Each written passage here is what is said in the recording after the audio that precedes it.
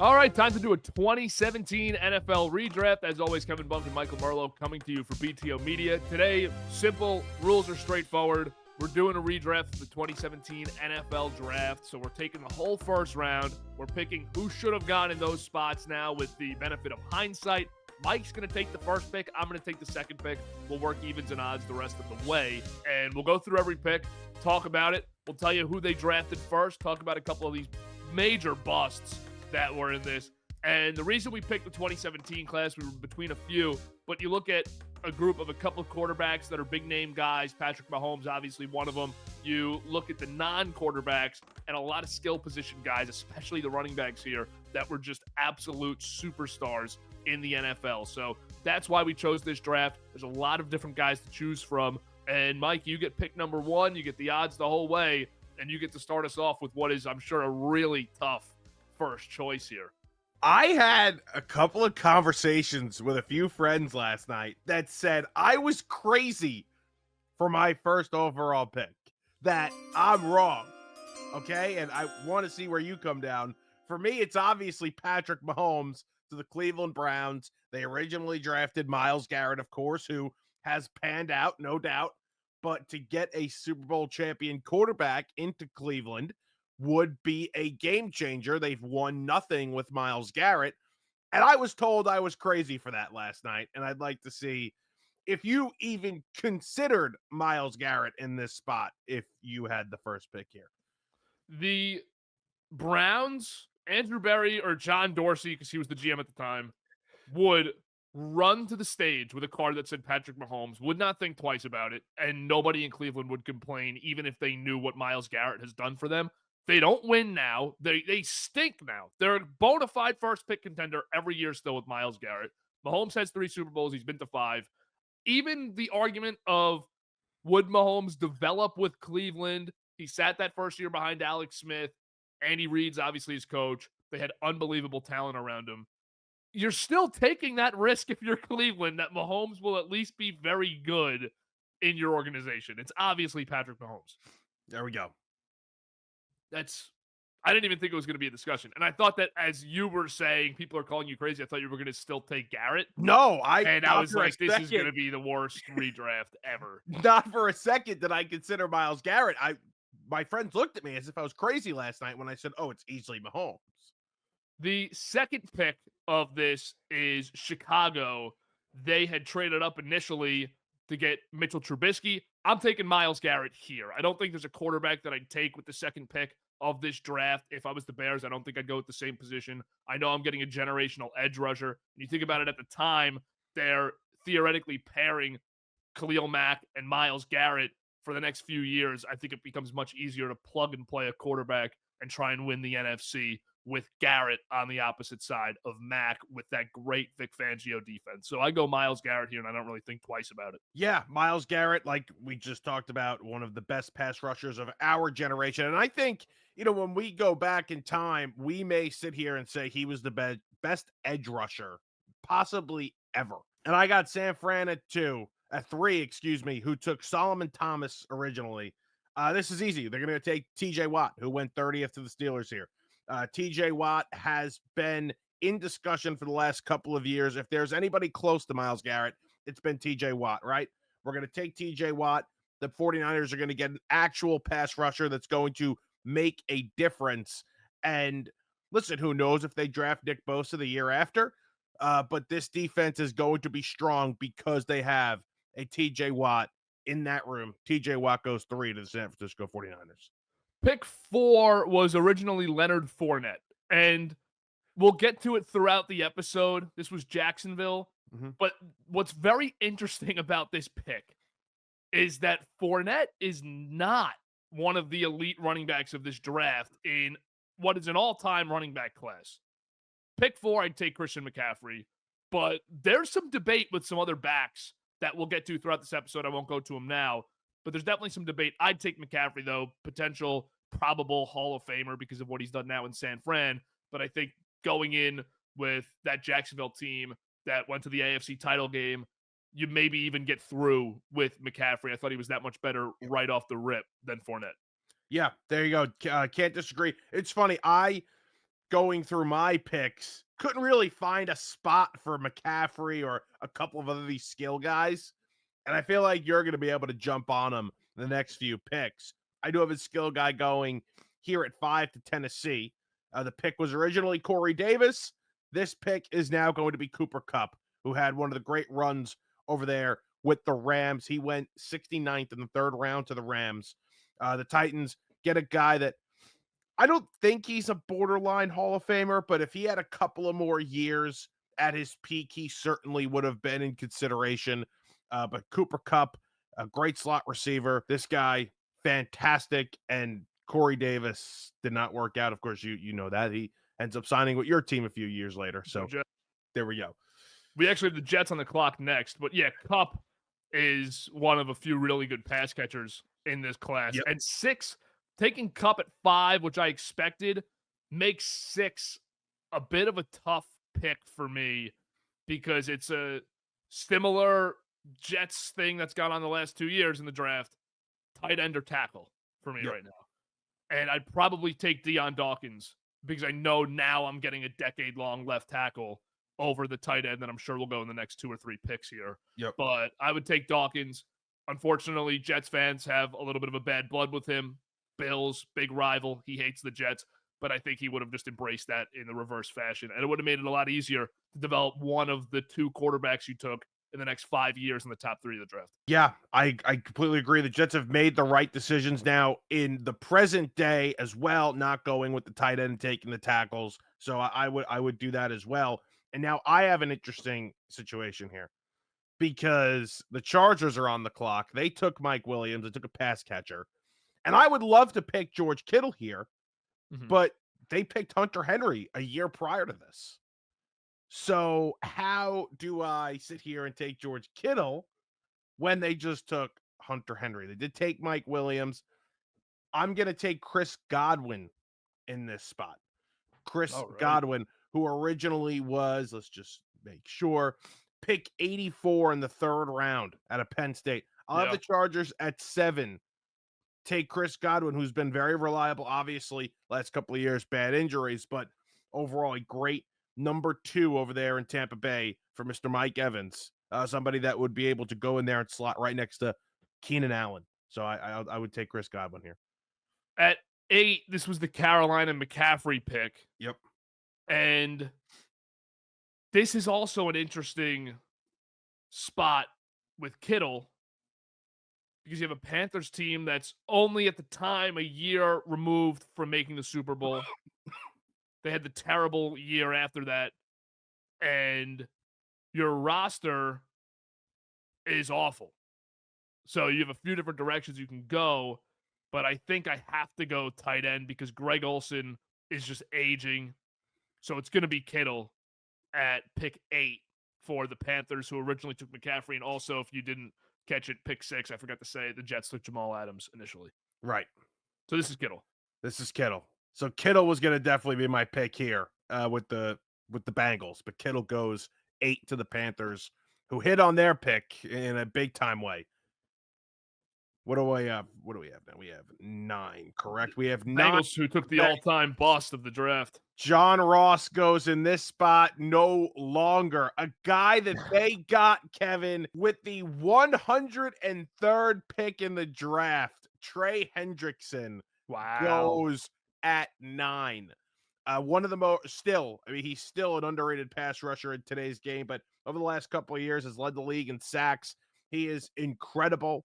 He's done a great job for Cincinnati, and he's going to get paid big time this offseason. But in a redraft, I wanted him in the top 10. I had to get him in the top 10, and I do. So pick 10. I'm happy I didn't have this one. And this is a tough one. I was looking at this, and it's a tough one. You know, you have this loaded running back class, but they had Kareem Hunt run for 1,300 yards in 2017. Right. And I don't know if it's the direction I'd want to go for this Kansas City team. This is a tough one. You know, I felt like they needed another playmaker, though, for a little bit. Yep. But now they have Alex Smith at quarterback still. You go Deshaun? Does Deshaun in this spot? Well, Hunt was in this draft, too. Right.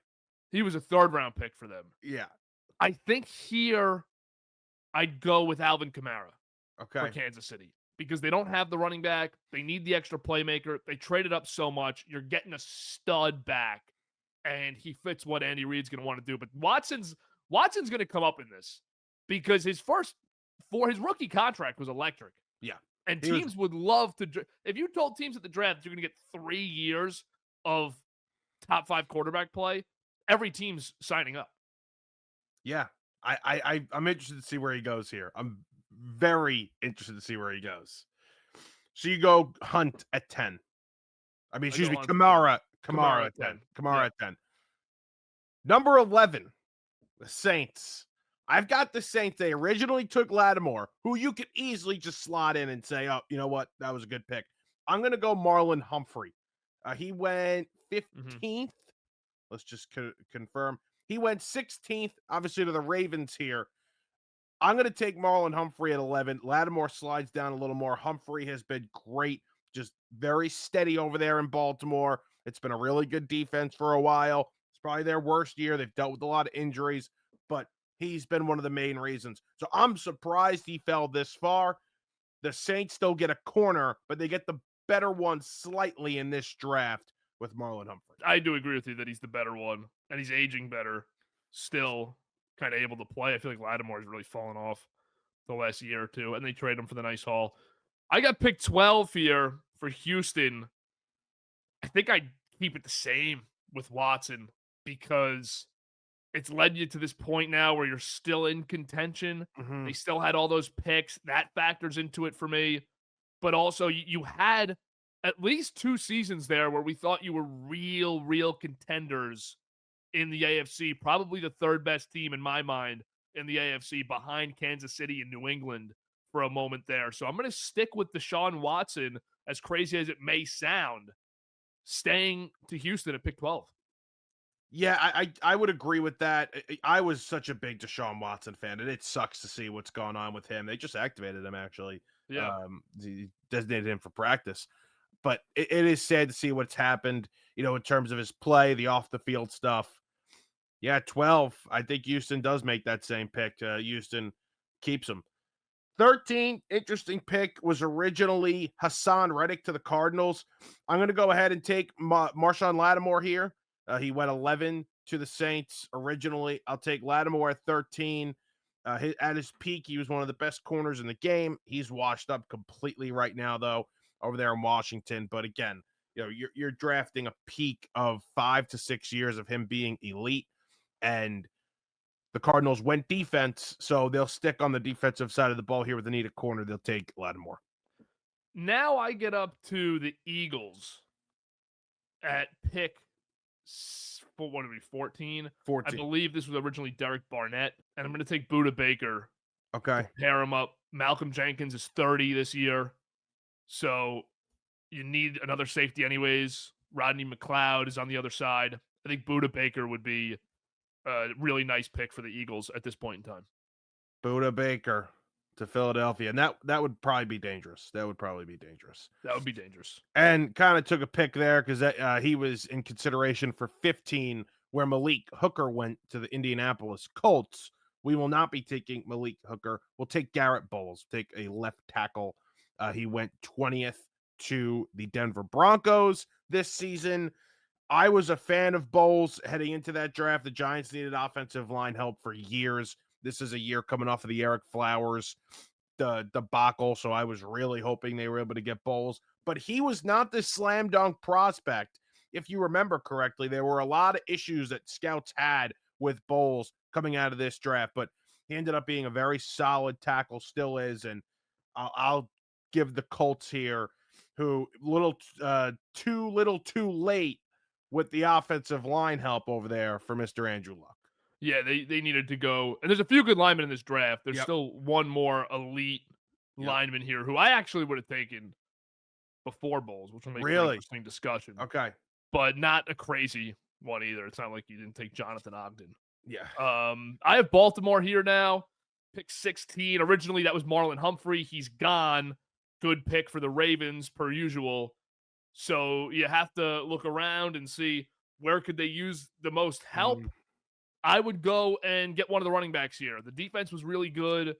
There's a few defensive players in consideration, but I would take Dalvin Cook with this pick, who was originally a second-round guy for Minnesota. I thought Cook at his peak was the best runner of this entire class, and that year or two in Minnesota, he was just unbelievable, probably in 2020 and 2021 without pulling up the stats. So I would go with Cook here at pick 16 for Baltimore, and you get a running back not only for the end of Flacco, but the beginning of Lamar. You have a star running back in place. You're the Dave Gettleman of us two with the running backs here. You love your running backs in the first round. I don't think I've drafted one yet. I don't think you have. But I mean, there's great. like when you look at Baltimore's roster here. No, yeah, I agree. I mean, you tough. could have went. I thought you were going to go Tre'Davious White, which I'm going to do next, to the Washington Commanders, who took actually. Hold on a minute. You might keep this. I think I'm going to keep this. I'm keeping Jonathan Allen here. He's been a very good player for them for his entire career. Very effective. Not a big flashy name, but just a great defensive lineman. I'm keeping Jonathan Allen here. I don't know why I made a change when I went through it. I have no clue why. But good pick by Washington. This is the first one I have keeping a pick, and it's Washington. Yeah, Washington did a good job here. That's crazy. Another team that could have used a running back also at the time, but you're not Gettleman. So well, you love your running back. So 18 is the Titans, who originally took Adoree Jackson. This is where I'm going to take Tre'Davious White. Okay. Replace corner for corner. White had a great rookie contract in fifth year with Buffalo, so I think Tennessee would have loved having that at the time. You get him with Vrabel for a few years in his prime. Would have been an awesome fit. So I'm going to go, instead of Adoree Jackson, Tre'Davious White. You know, it's funny. Adoree Jackson, I think, possibly could come up later in this draft. He really wasn't like a bad player, especially where they drafted him too. So I feel like he's going to get some hate. He had bad years at the end with the Giants. He has been great this year with Philadelphia, but I don't know. Feel like it hasn't been that bad for Adoree. No, I don't think it has been. Okay, and I am up here at 19 for the Bucs. This pick was originally O.J. Howard, big tight end prospect out of Alabama, if I remember correctly. They will not be taking O.J. Howard here. They'll take Marcus Williams, the safety. He went to the Saints, and I'm going to find the pick in a second. But we know Marcus Williams. He went in the second round, 52nd pick. We know Marcus Williams because of the infamous Minnesota Miracle. He missed the tackle there. But he was really a good player for a really long time, for a couple of years there. So we'll have him in the first round, and we'll have the Bucs, who need help on defense, take him. It's a good pick. Bucs had been in, I think, year 3 here of the Jason Light era. He only ever hit on picks, except for this one with O.J. Howard. So tough miss for them. They obviously work out, win a Super Bowl a few years later. Who do I have here? Pick 20. This was the Garrett Bowles spot. He already went. Definitely is one of the top 20 players in this draft for sure. He should have went by now. But I have a tackle that made his living as a right tackle in the NFL, but I thought Ryan Ramczyk for the Saints, even though he's already retired, had a run with Sean Payton where he was one of the best tackles in the NFL. So at right tackle, I'd go Ryan Ramczyk, who just aged out quicker than the most players. He was one of the oldest players, if not the oldest player drafted in this first round. Actually, Garrett Bowles was 25, so never mind. But Ryan Ramczyk would be my pick at pick 20. Broncos get a tackle. There you go. Taking my pick for a couple of other in a couple other spots here, so I'll have to move. Gotta lock in now. This is where it's getting tough. That's 12 picks.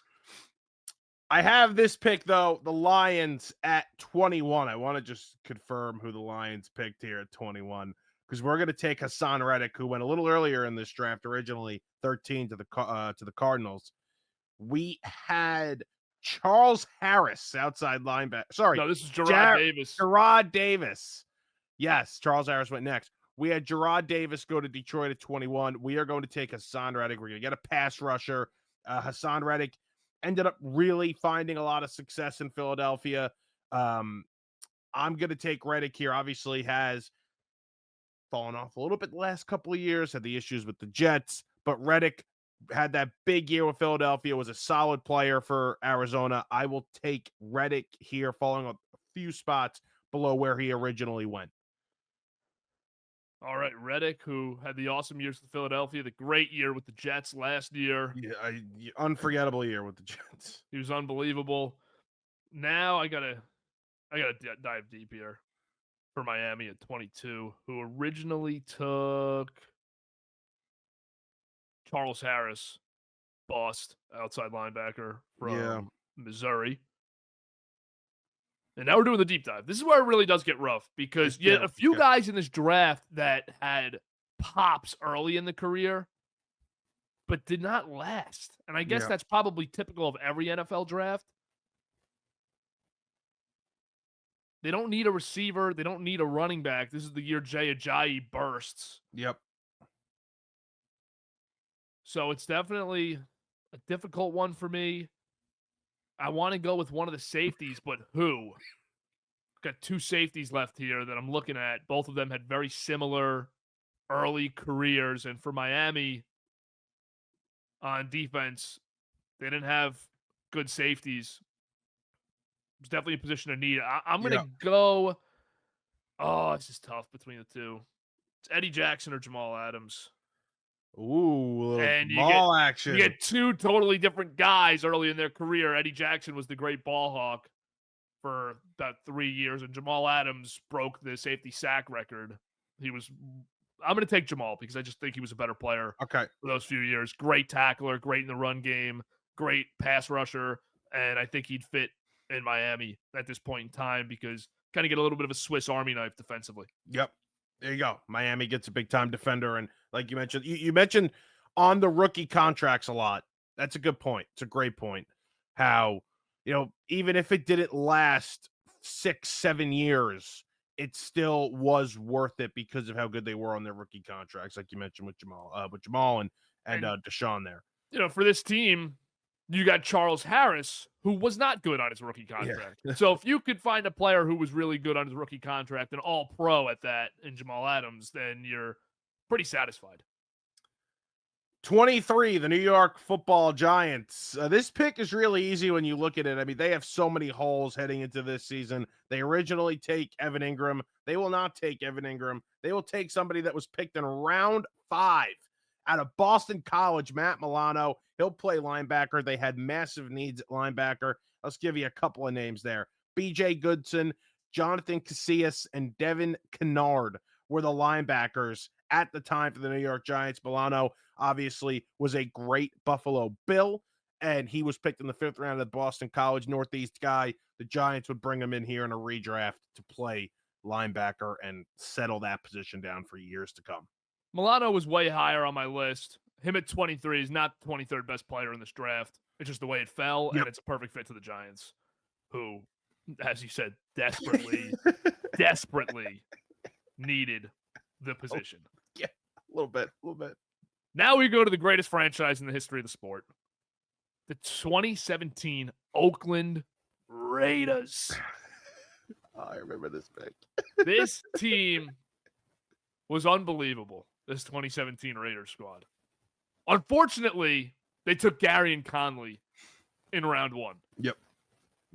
This team had Derek Carr, Marshawn Lynch, Amari Cooper, Michael Crabtree, Jared Cook at tight end. It's a great squad. Sure. In the redraft, I was going to take Milano. So now I'm stumbling a bit, but I'm going to end up with Taylor Moton because, once again, we're slotting in a decade-long tackle, even if he faded the last few years of it. A guy who you feel good about year to year, franchise tag player. Taylor Moton would be nice for this offense in front of Derek Carr to give him some protection for a decade.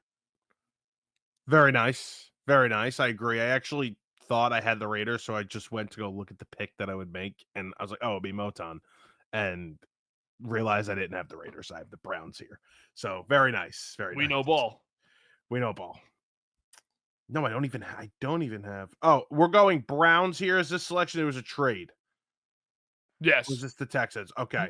So what's interesting with this, what I want to look back at after, Yeah. is obviously they already added Mahomes. Can the Browns become an NFL powerhouse with this draft, which they didn't even do terrible in? Hmm. They got Myles Garrett, Jabril Peppers, and later David Njoku. But Yeah. take it away. So we already take the quarterback. Obviously, we get Patrick Mahomes.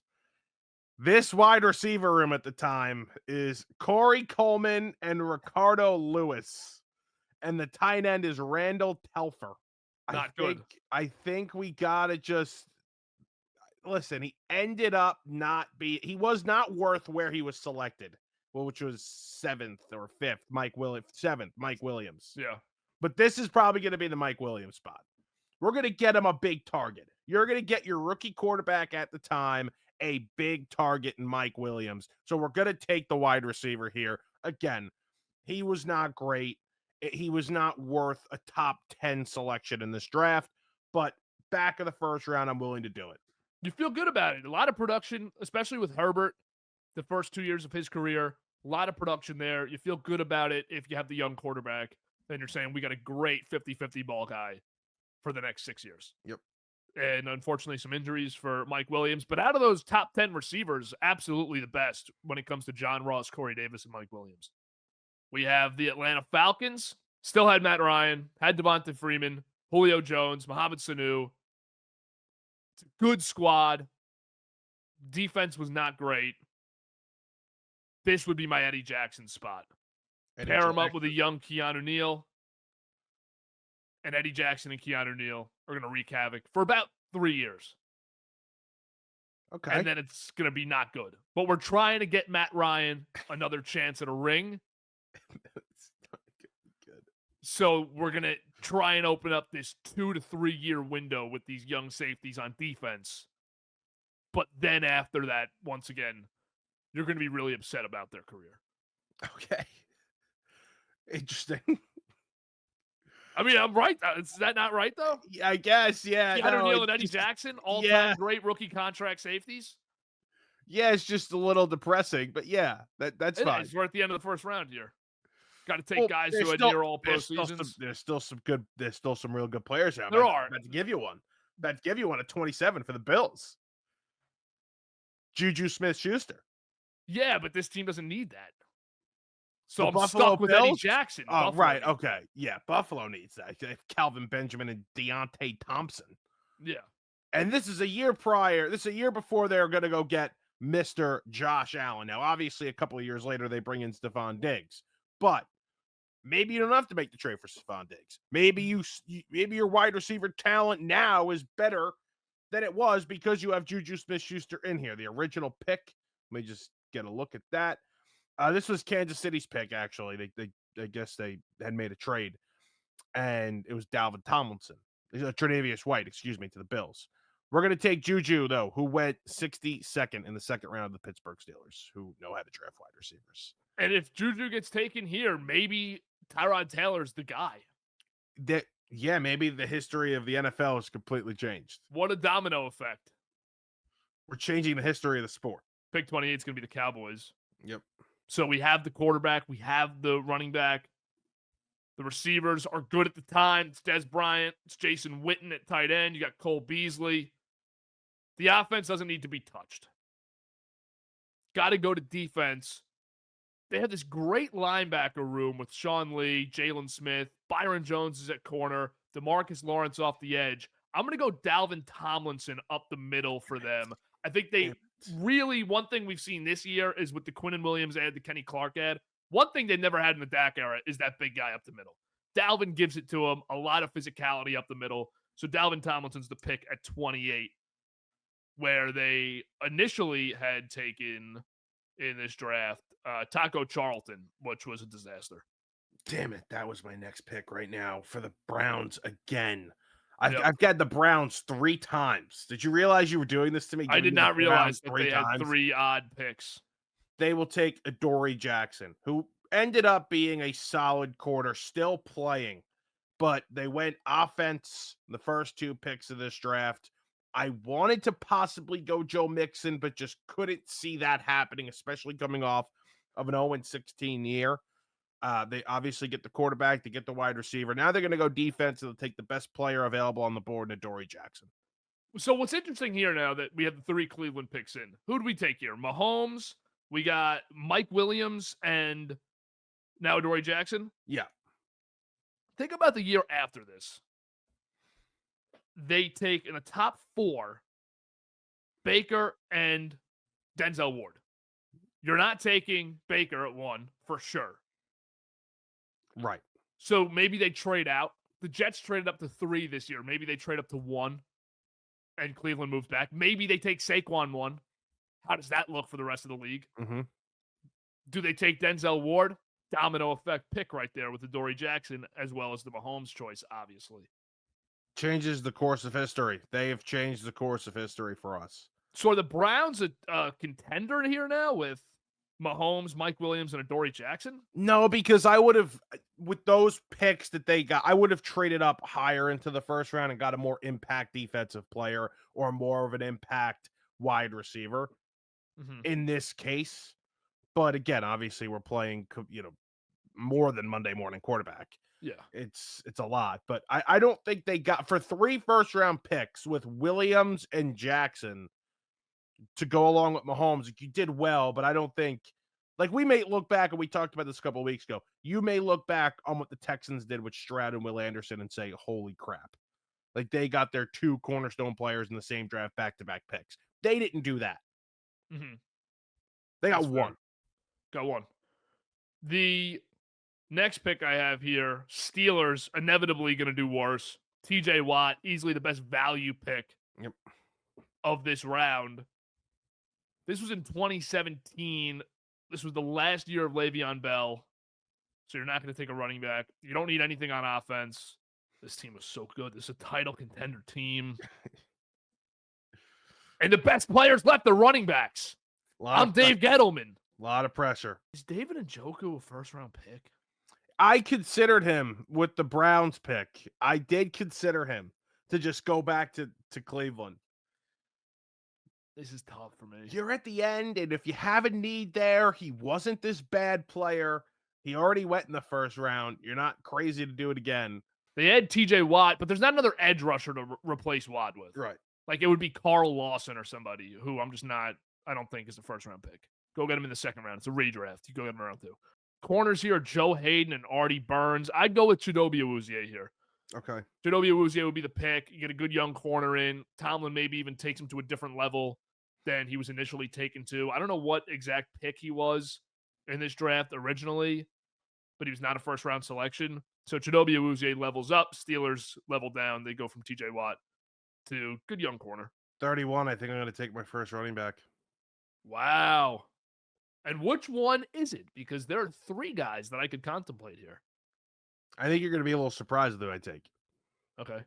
And who's the third guy? Well, let's see who you pick first in case it's the third guy. So at 31, it's the 49ers who traded up with Atlanta to take Reuben Foster. Remember that? Reuben Foster had a lot of off-the-field issues, but was an incredibly talented linebacker at Alabama. Obviously did not work out. At 31, the San Francisco 49ers, who already have TJ Watt in the scenario, they trade Carlos Hyde this offseason. This offseason, they trade Carlos Hyde because they drafted Aaron Jones at the back of the first round. Aaron Jones in the Kyle Shanahan offense, pass catcher, can do all in the backfield. Aaron Jones is the weapon that Kyle Shanahan didn't know he needed, and he gets him. So this is a great pick. I would have gone Jones also. Okay. For the Niners, great fit. For the Niners, yes. For the Niners, great fit. Because you have Mixon. For the Saints, I think it's a tough one between the last 2 running backs. It's the end of the first round, so I just want to mention both of them. Yeah. Joe Mixon and James Conner. Right, Conner. James Conner. Also, Kareem Hunt's in this draft, who you can have an argument for, but I wouldn't take him over the other 2. But who's better with Sean Payton at the end of Drew Brees' career? Mixon. For those 4 years especially, it's Mixon. And with running backs, remember, at least for me, I don't want to pay these guys a crap ton of money. So it may have worked out, especially towards the end of Drew Brees' career here. It may have really worked out where the 4-year peak for Joe Mixon with New Orleans was the best situation. Yeah, so it's going to be Mixon.